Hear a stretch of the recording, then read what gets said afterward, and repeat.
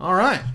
Hello, everybody, and welcome to another edition of Magic Mics. We're going to get started, as we do each and every week, by introducing my two co-hosts, Ruben Bressler. Hello. Aaron Campbell.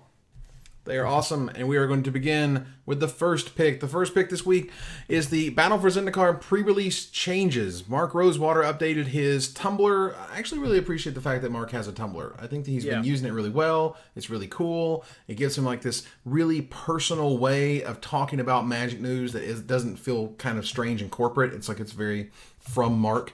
And he discussed that when the Battle for Zendikar pre-release happens, you are no longer going to have a seeded booster pack. A seeded pack where it's like, these are cards that would go in your deck. If you're choosing the white clan, or you're choosing the white deck, you will get all white cards. They will all be good and all this other stuff. And they will kind of return you back to getting a stamped preview card that can be a rare or mythic from the set, kind of dialing it back to where it used to be. And a lot of people are, particularly those who have never kind of been in that environment, they're just like, whoa, this is awful and I can't handle change. I mean, you know, Magic players. And there's nothing wrong with that. It's just, you know, people are like, change is weird and stressful and I can't handle it. I ultimately don't really care too much about it.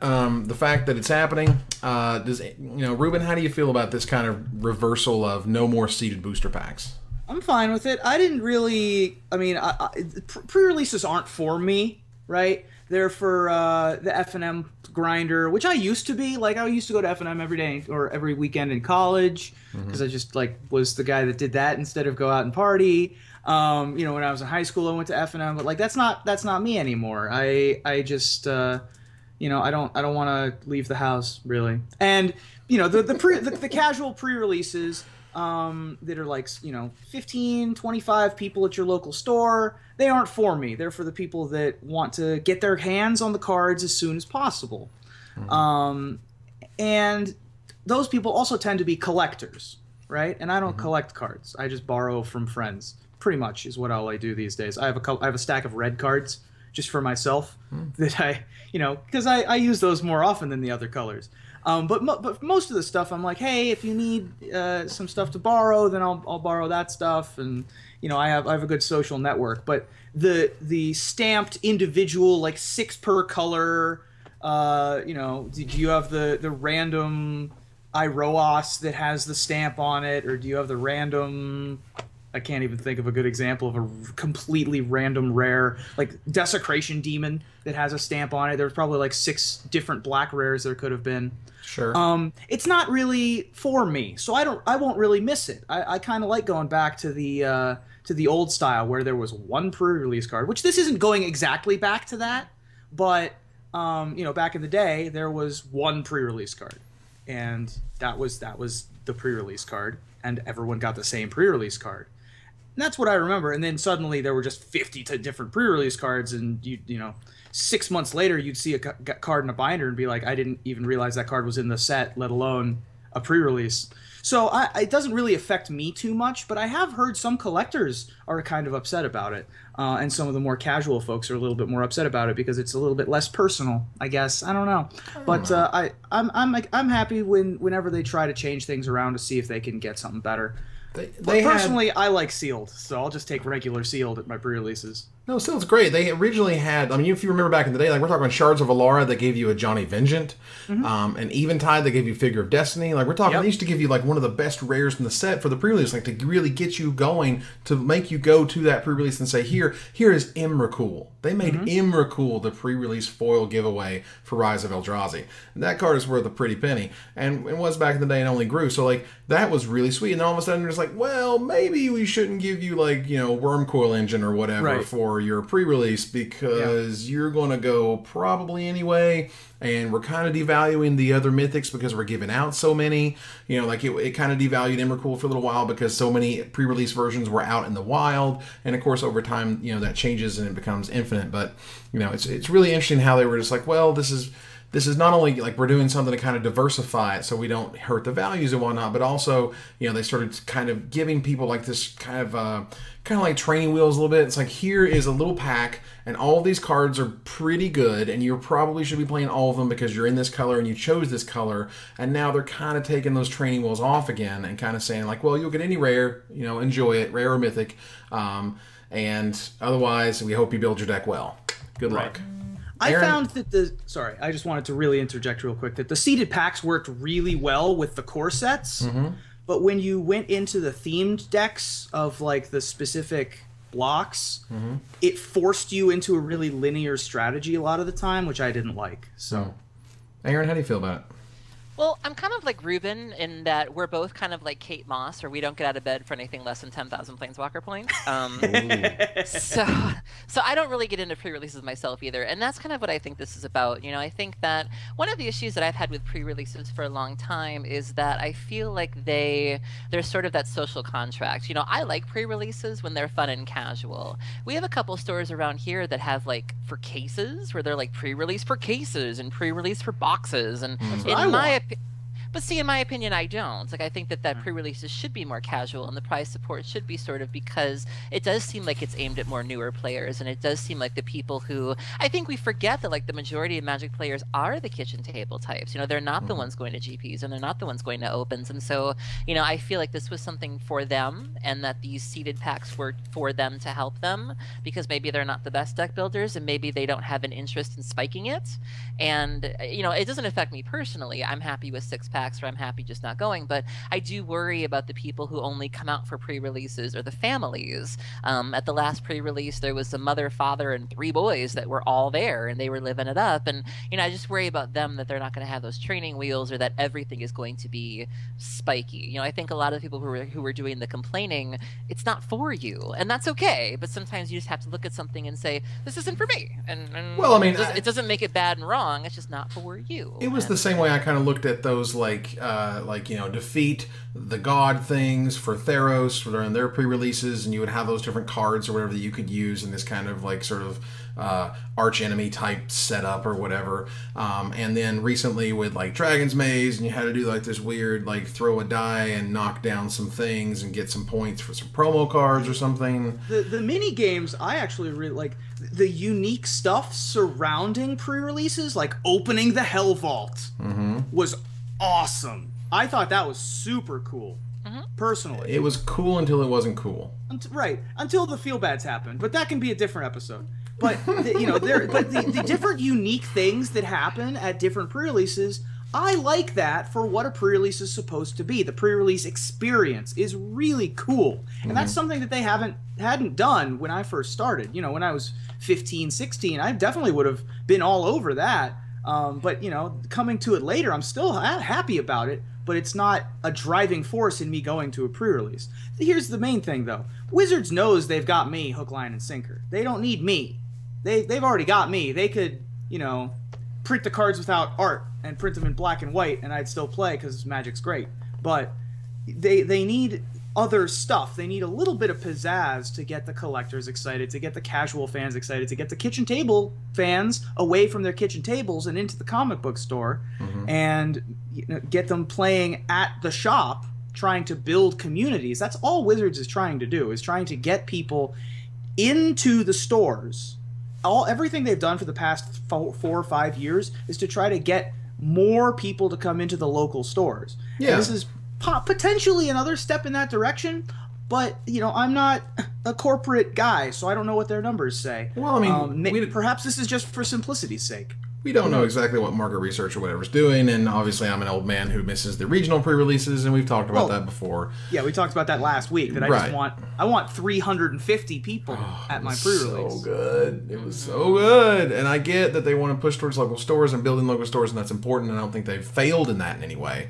And I think that's terrific. But anyway, we're going to move on here a little bit from the first pick into Gather the Townsfolk, what people were talking about this week. And today they unveiled the Zendikar versus Eldrazi duel deck. And in it they revealed the 2 rares that were on the front of it. And the first is an unknown card that's seen for the first time ever, Oblivion Sower.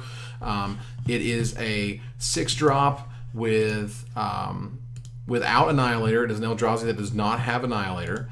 And as a result, it's a 6 mana 5/8 that when you cast it, target opponent exiles the top 4 cards of his or her library, and then you may put any number of land cards that player owns from exile onto the battlefield under your control. So let's pay attention to that wording.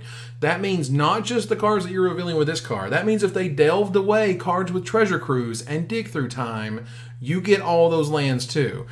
And if landfall is in Battle for Zendikar, which I will take any wager to make sure, like, come on, it's going to be absurd. Like, I feel it's like obviously in there, but it's not been revealed yet. Anyway, the fact is you could get an unbelievable amount of triggers from this because delve spells are very popular. This is kind of a very pseudo, like, delve hating spell. 5/8 for 6 mana is a fine stat as an Eldrazi. And it also includes Avenger of Zendikar, a reprint with new art. We don't know if it's actually going to be in Battle for Zendikar, but it was an awesome card back in the day. It's a huge casual staple. I don't know why he's wearing a Hedron for a hat, but I love that. But it's kind of cute. It's style, man. You just don't understand Eldrazi style. You just don't know fashion. All of that. It's very like McQueen. I get it's a summer fashion statement, and it'll be the latest thing at the Paris runways. And by runways, I mean Battle for Zendikar was. I'm sorry, Avenger of Zendikar was a very popular creature. It's one of the creatures that and I recall like when it was first revealed, like it didn't see a lot of hype, didn't see a lot of play at the first couple weeks, and then people were just like, oh yeah, this 7-drop is completely nuts and creates this huge team for you. And if you have a fetch land, which we have fetch lands in Standard, all of a sudden these plants can just kill you out of nowhere. So I'm hoping it comes back because I love the fact that Avenger of Zendikar was as good as it was, how it played, the way it felt. Oblivion Sower is really sweet in terms of the way it kind of subtly hurts delve, and it should, because Wizards knew that cost reducing mechanics are inherently ridiculous, and this guy kind of punishes them for being used, and I like that. There is no Annihilator on this card, and from sort of the feedback, at least as I understand it, was that casual players didn't like Annihilator. Annihilator is kind of a win more, like, and it's really a bad feeling. I mean, I recall, like, whenever I would get annihilated, if you will, it just felt like I was done. Like, I'm already sacrificing like my lands and my dudes, and I'm just dead. I mean, there are people that will scoop the minute they even see an Emrakul without even trying to, like, they're just done. So I get that. I've blocked an Emrakul before. I've survived one with Dredge. It's doable, but okay. It's not easy, certainly. Right. Annihilator is certainly a miserable ability. It's a trigger that you have to pay attention to every turn. All the cards that have Annihilator have a million other words on them, so you're like very liable to forget it if you're a beginner player, or even somebody who just has other things to do, like manage other permanents in play. It's a pretty miserable trigger.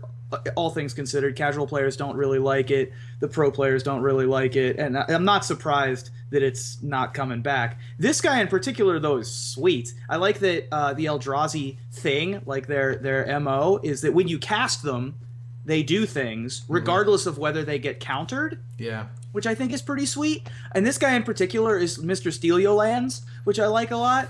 Like, it's Satyr Wayfinder all grown up and then put all of them onto the battlefield. So if they reprint, Plated Geopede or Step Links or something like that, and you just make it a 13/15, that's awesome. So I think that this guy's pretty cool. And he also ramps into your other Eldrazi's, which is awesome. Yeah. Well, if you look at the artwork, it looks like they literally did take a bunch of Satyr Wayfinders and then lump them together like clay, and then like you see the hands, you see some horns. Like, I'm loving that art. Like, I think that art is amazing.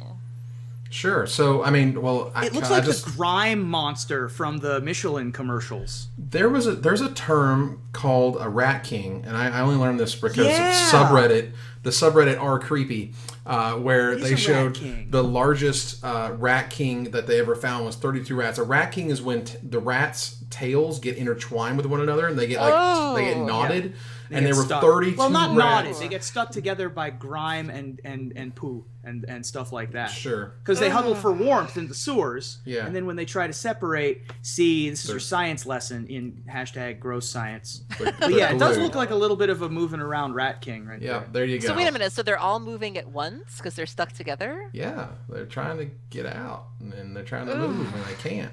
Anyway, so Aaron, tell me how you feel about Oblivion Sower and Avenger of Zendikar. Forget everything you've heard over the last 30 seconds about Rat Kings and tell us what you think about this. Yeah. I mean, I've played with Avenger of Zendikar in Cube, and I've really enjoyed it in that capacity. I do like Oblivion Sower as well. You know, I was not around for the original Zendikar, so I've only been able to enjoy Landfall in places like Modern and specifically with Bloodgas and things like that. So I'm actually of the mindset I don't think Landfall is coming back, at least as we know it.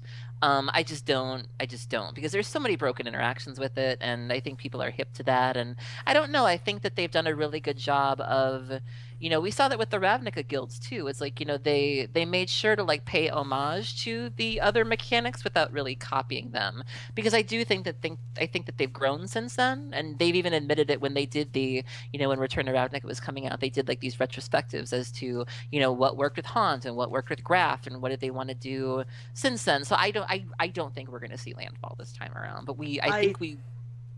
Sorry, I disagree. I disagree as well. That's cool. That's why we're all here together. Context clues suggest that Atarka's Command, New Nissa, this thing. I think we'll see something with land for sure, but I don't think it's going to be landfall as we know it, where it's going to be whenever a land enters the battlefield under your control, blah.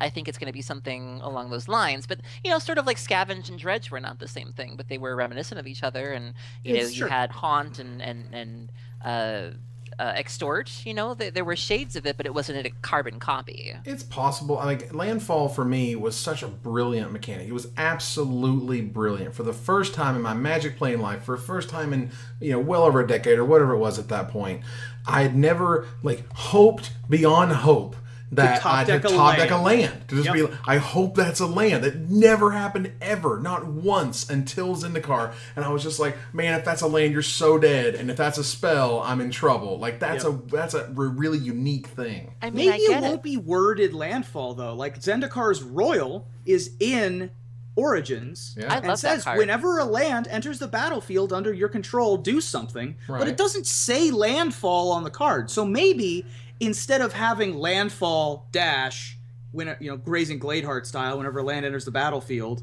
do something. Maybe this is it's instead of having that, it's just going to say when a land enters the battlefield, do something, and it won't be named landfall. We'll all know it's landfall, and we'll all still call it landfall. But maybe they just won't waste that ink calling it that. Maybe. I don't know. That feels like a weird way. Like they just didn't want to put this random mechanic basically into Magic Origins. A one-of mechanic in Magic Origins. Right. So either way, the Eldrazi are coming back. It's going to get cray. It just reminds me of Rise of the Eldrazi. Rise of the Eldrazi was such a terrific limited format. Yes, Aaron, cray. Yeah. And as a result, Avenger of Zendikar has a Hedron hat, and I just want to make myself. Avenger's Hedron hat is sweet, and I would just cosplay. I just want to wear cosplay as Avenger of Zendikar. Yeah, I want to wear that to my pre-release. Is a Hedron hat. I wish someone out there cover yourself in leaves and hope someone falls in. Just exactly something like that. So yeah, that's a thing. We're going to keep moving here. We're going to go up into the infinite. We're going to go infinite. We're going infinite. The first time we've ever actually got to use this segment. Right. We're going infinite. Yes. It will not take an infinite amount of time. No, it won't. So technically we're going finite, but that sounds way less fun. Yes. Going infinite is a thought experiment. And the thought experiment was prompted by the professor of the Tolarian Community College. And he was talking about Planeswalker Points. He was talking about what the promos that we used to get, the Magic Player Reward stuff, and Planeswalker Points, and kind of how they sort of morph from one thing to another. And, you know, ultimately, Planeswalker Points could probably be different or better than they currently are. And I mean, when the Planeswalker Points were initially kind of pitched, they came with an option to game them. And turns out, Magic players are gamers, and they gamed the system, and they abused the system, and they did whatever they could in order to maximize the value for the minimum amount of work, the min-max, if you will. So as a result, they were kind of, you know, taken out of, you know, the things that they used to, you know, do for you and qualify you for and things of that nature. And so now they're basically there for some buys at Grand Prix, and otherwise they're kind of like bragging points. Okay. World Magic Cup qualifiers. Okay. Those two. Right, I forgot. No, please correct me, because I don't know what else they were for. Yeah, I mean, it's not a lot of stuff that you get to use your Planeswalker points on. So. Yeah. So if there was something you could do with your Planeswalker points, if you could redeem them for something, if you could say, I want to cash in on the amount of time and effort that I've spent playing Magic, going to big events that give me larger multipliers, if I could somehow get something else out of that, well, does that not kind of harken back to their original, issue of people were gaming the system and abusing the system, and even back to the Magic Player Rewards? Magic Player Rewards, not only was, I can imagine, the cost very high to both print special cards and then mail them to all the players around the world, people were gaming the system by making multiple DCI accounts so they could get multiple rewards and multiple promos and sell them on, and auctioning them off and things of that nature. So it's tough to say that, anything that you can kind of morph Planeswalker points into being that gets you something is not going to be abused. Aaron, how do you feel about that? I think this is very interesting. I'm reading over a lot of the discussion, and it would be nice to see them be used for other things. As I've said before in other episodes, I'm not the greatest Magic player, so any time that I can get consolation prizes out of something, or if I can, go to an event and even though I may not win anything, I can earn Planeswalker points, and if I could somehow use those Planeswalker points for other things, I think that'd be really cool. I think we kind of see that we're starting to see that with the prize walls at GPs, where, you may not have won your event, but you've been given so many tickets, and if you save up enough tickets, you could get a giant Grizzlebrand, or you could get a hoodie, or you could get a t-shirt, and I think that'd be kind of cool to do with Planeswalker points, because again, going back to, we've talked about the audience not everybody's a GP, grinder like we know. A lot of the people are casual, so if somebody's played at FNM consistently for a year, they're not going to go to a GP. What does the Planeswalker points do for them? They're not going to spend it on buys. They're not going to spend it on an invite to the World Magic Cup qualifier. Let them get something on it. Let them get a little bacon on their cheeseburger, just something like that. And it would be nice to see them have an option to spend it or use it somehow.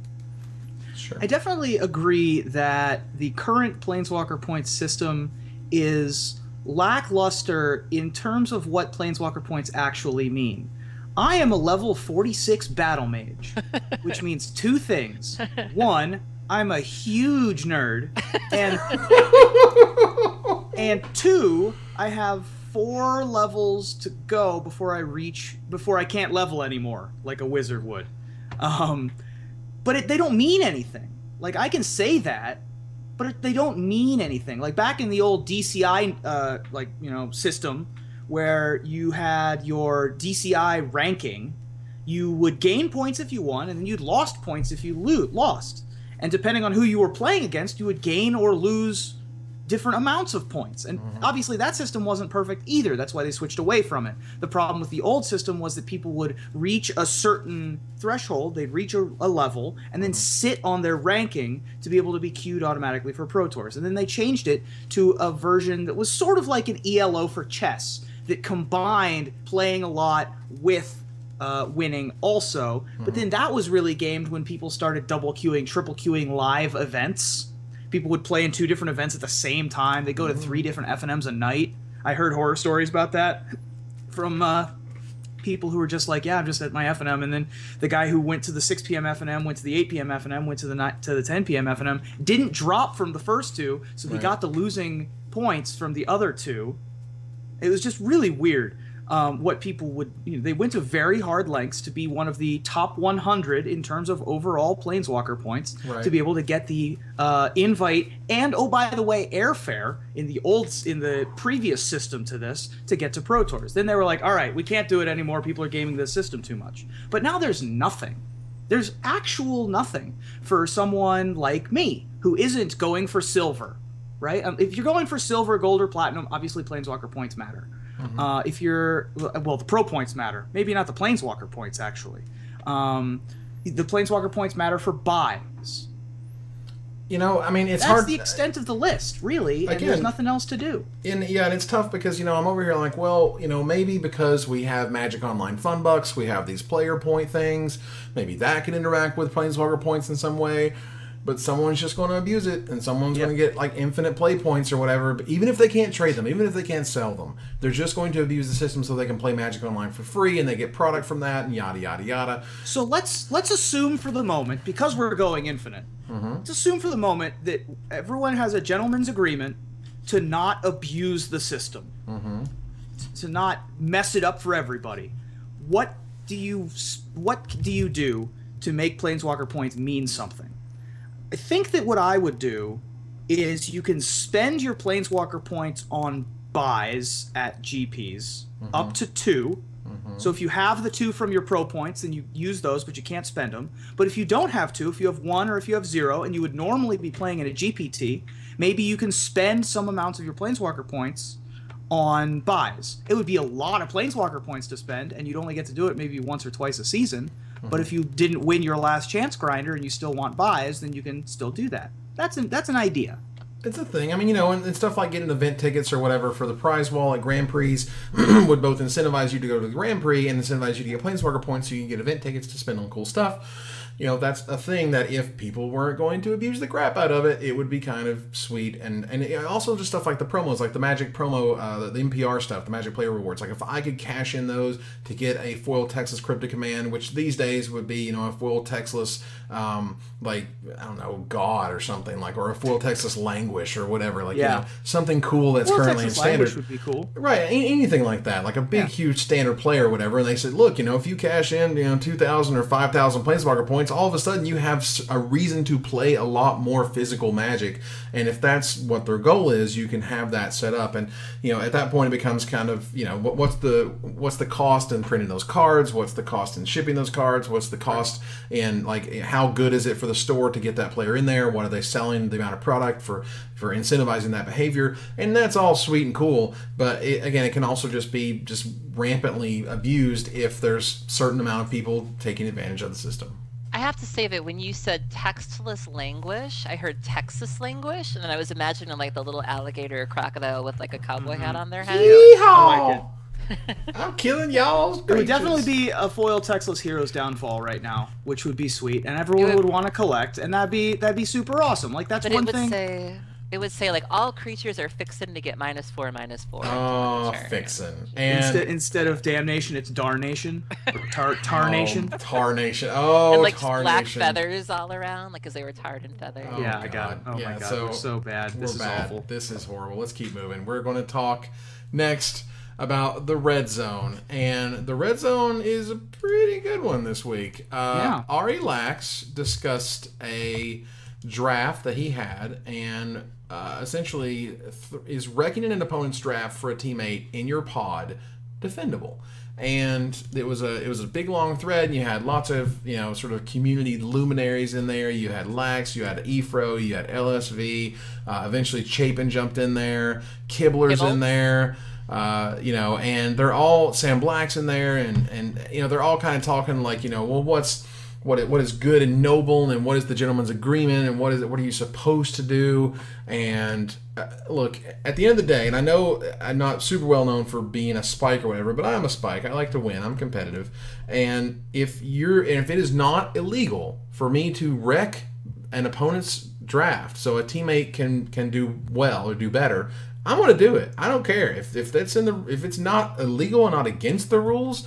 It's happening, and it's one of the things that we talked about before the show began, which was I really appreciate and admire the fact that Ari ran that out there, talks about it, sort of owns it in a way that a lot of people don't. They're just like, well, if I do this, I'll keep it quiet and I won't say anything, and I'll make sure that it can never come back on me. And Ari's like, look, this is happening. I'm doing this. Like, you can judge me, but like, it just is what it is. And like if I'm trying to help my buddy for whatever reason, in whatever aspect, in a way that is not illegal, and I'm just playing the game, and I'm just taking the cards and whatever, I'm going to do it because it's possible. Ruben, how do you feel about it? Yeah, I think that I have a lot of thoughts on this, but the bottom of the page of my thoughts is I don't really have a formed opinion. So if you guys are strongly one way or the other on this and want to try and sway me, feel free. But here are my baseline thoughts. First of all, Ari's great. I love Ari.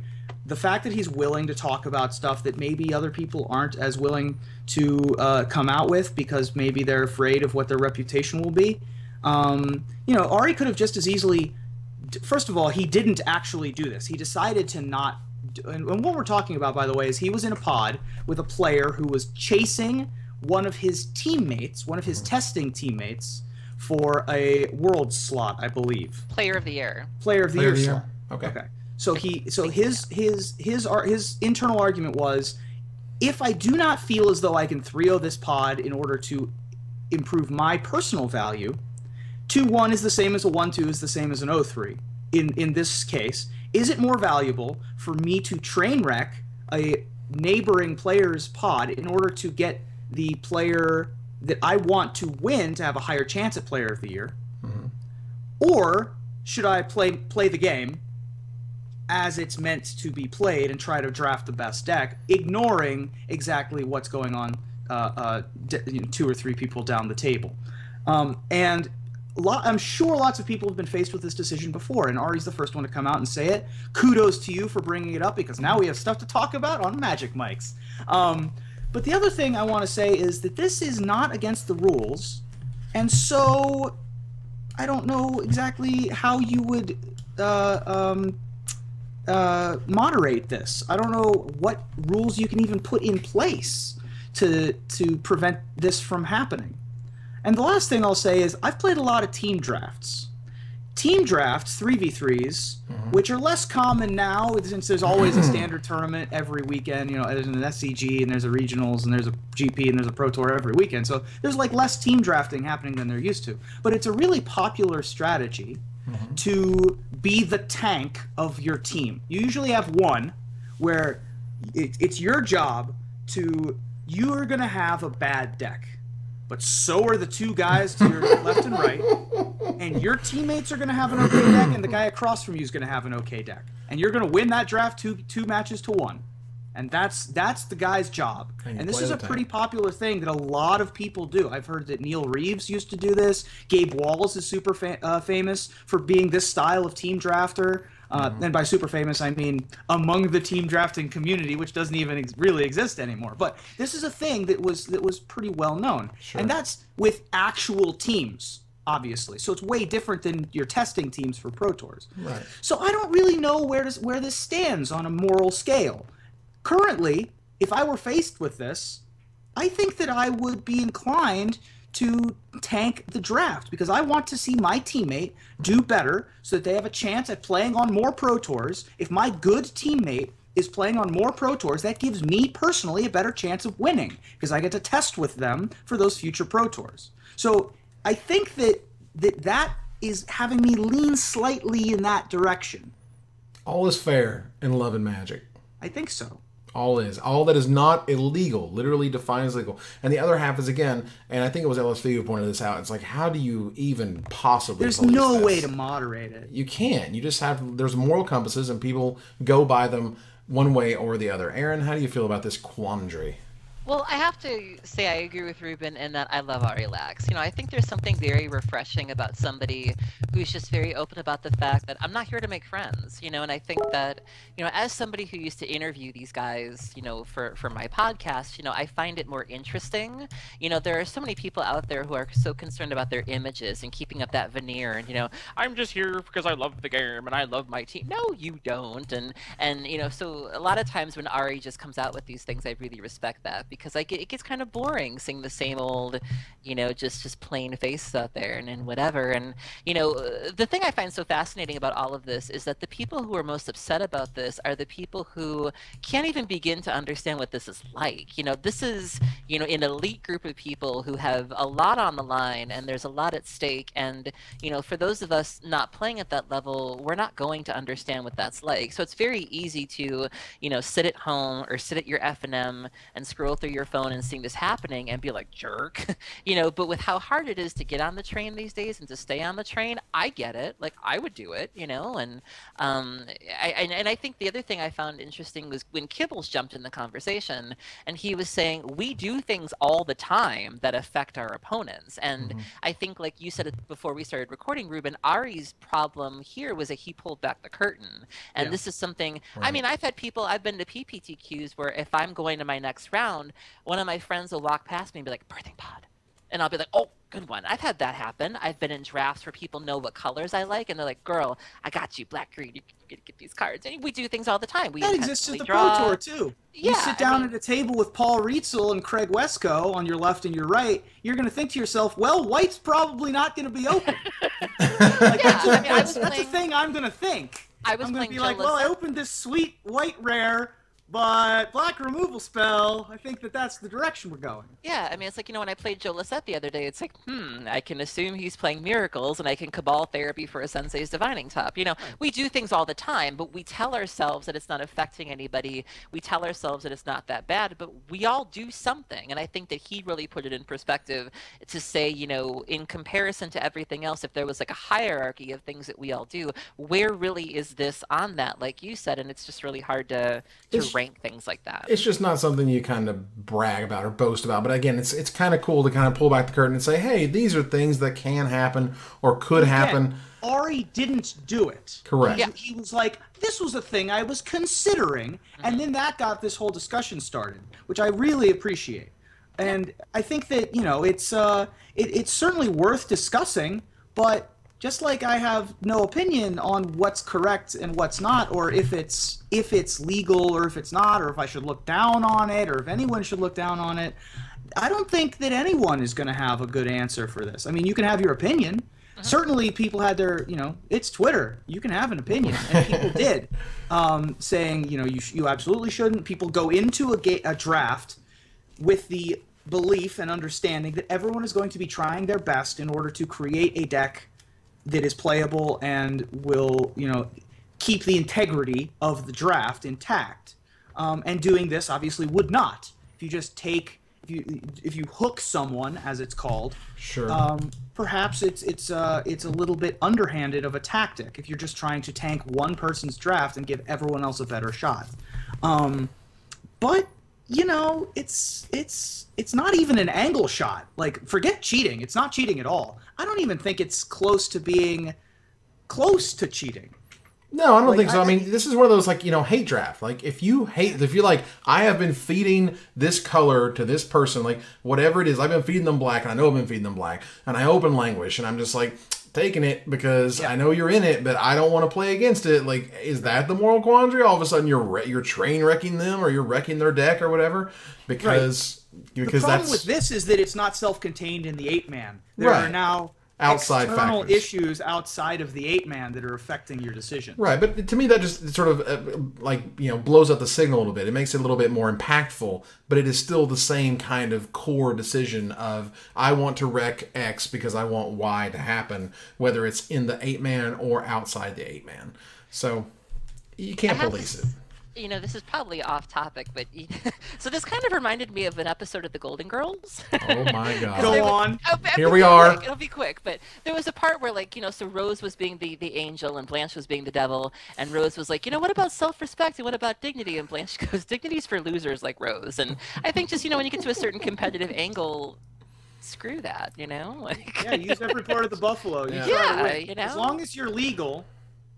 Yes. The problem that we get to there Thanks is for being then a friend, you start Aaron. getting to angle shots, and you get to people who know exactly where the line is, and then tiptoe just above it, and then don't exactly pass it, and then that's a little bit shady too. I don't like that either, but it's certainly not cheating. And I promise I won't travel down the road and back again with that topic again. Oh my God! With Golden Girls? Wow. By all means, if it has real world implications, always bring up the Golden Girls. I don't think he caught that one, Aaron. I don't think he caught it, but you know what? I did. I totally did. We're going into splash damage. We're going. You're going to have to come back and look back at that footage and see what happened. I don't Splash damage is things that didn't necessarily happen to Magic the Gathering. This one kind of did, but it's not exactly related to the card game, the physical card game. It's the digital card game, and not even Magic Online. We're talking about the release of Magic Duels for Steam. Came out today. People are very, very excited about it. They're having some difficulties, but it's nice to have it on Steam. That's fun. That's cool. Different way to kind of get Magic going in the digital realm in a different way from a different developer. This is Wizards kind of going to the freemium model. Where you can play for free, you can earn all the things for free, or you can pay your way to get upgrades and things, or getting things unlocked, or what have you. So, Aaron, how do you feel about Magic Duels at this point? Particularly, it's no longer Duels of the Planeswalkers; it's just Duels. When you asked me how I feel about Magic Duels, my initial response was, but I realized I'd be more eloquent than that. So, I admit I haven't played it. I admit that I don't know very much about it. I am sort of amused by the difficulties that they're having, because for as long as I can remember, and I came back to Magic around Innistrad, so I've caught a couple of Duels releases, but Duels was always the program that whenever people were saying whatever they would about Magic Online, Duels still was pretty decent, like in terms of graphics and like the story and things like that. So you could say, well, Magic Online isn't doing so well, but at least we've got Duels. And with all the things I'm seeing about Steam and people having problems and people being disconnected, we may not even have that anymore. So it's just kind of entertaining, I guess, in a really sick way. But Ruben? You know what the most ironic thing about the release of Magic Duels is? Not even ironic, it's actually just expected, is that they had technical difficulties with the online play of Magic the Gathering. Which, I don't know where I've heard of that before, but I've certainly heard of it somewhere. No, man, that's a weird thing. It doesn't happen. I must have dreamed it. But they had server issues, I guess.